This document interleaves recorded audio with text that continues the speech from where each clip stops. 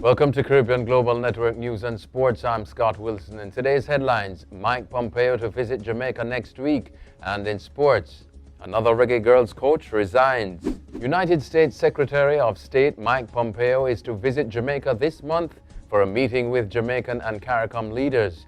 He is due to arrive on January 21 for a two-day working visit. It is expected that developments in Venezuela and the Middle East will top the agenda. Pompeo's visit will come 2 years after the man he succeeded, Rex Tillerson, who flew into Kingston for a meeting with Prime Minister Andrew Holness. DPP to develop social media policy for staff. Director of Public Prosecutions, DPP Paula Llewellyn, has written to her staff advising that a social media policy will be developed to guide their use of the platforms.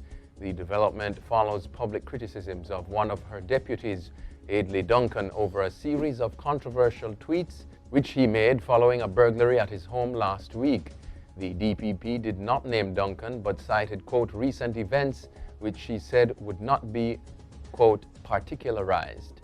Duncan tweeted, among other things, that he was naked at the time and immediately pulled on a pair of pants before dashing outside. Big tourism plans for Port Royal unveiled. Minister of Tourism Edmund Bartlett says he's putting measures in place to declare Port Royal a prescribed area. This, he says, will ensure a safe and hassle-free environment for tourists. The announcement follows a recent meeting with representatives from the Port Authority and other stakeholders regarding the development of a cruise port terminal at Port Royal. In anticipation of the arrival of the first cruise vessel at the end of the month, it was also announced that Port Royal, quote, will not be a place for thugs and hustlers. And in sports, Jamaican cricketer dedicates century to late father. Jamaican cricketer Paul Palmer Jr., who scored a century for the Jamaica Scorpions in their just concluded West Indies Championship away match to Trinidad and Tobago, dedicated it to his late father.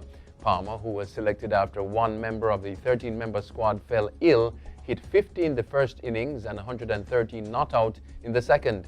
Palmer said his father was his main motivation when it came to cricket. The senior Palmer passed away in 2018. Another reggae girls coach resigns. Lauren Donaldson, the assistant to head coach Hugh Menzies in reggae girls' historic FIFA Women's World Cup campaign, has resigned. According to a report in the Gleaner, Donaldson stated in a letter that the questionable integrity and a lack of professionalism within the leadership of the Jamaica Football Federation were the reasons behind his decision to step down. Football Federation General Secretary Dalton Wint told the paper he did not expect the resignation to have any serious effect on the team and the Reggae Girls program.